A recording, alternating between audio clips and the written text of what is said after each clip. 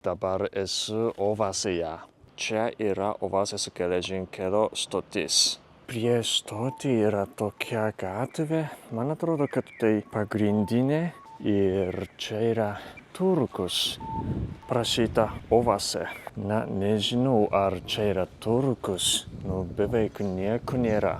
Čia yra grožio salonas. Čia, nežinau, turbūt drabužių parduotuvė. Ir čia yra parduotuvė. Apskritai tuščia.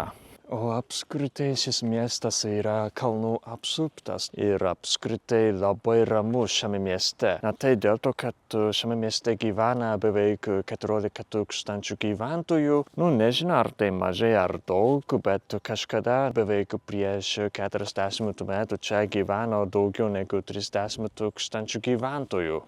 Nežinau, koks buvo šis pastatas, bet labai apleistas ir atrodo kaip pastatas po bombardavimo. O čia yra nemažai barų, turbūt naktį čia vyksta ir šiek tiek gyvybinga, galbūt labai ramu ir šiek tiek liūdna. Ir čia yra kavinė ISO. Iš kitos pusės taip atrodo kavinės pastatas. Dabar esu prie miesto centro. Taip atrodo aplinkui čia. Visur yra apleisti pastatai. Matote, čia turbūt įprasti namai, bet nežinau, ar gyvena, turbūt ne. Ir čia yra kažkoks didelis pastatas, bet apleistas. Ir čia laikrodžių parduotuvė, bet turbūt neveikia.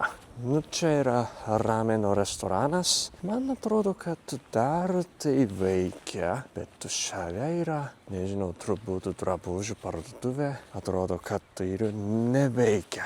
Ir jau net neaišku, koks buvo pastatas.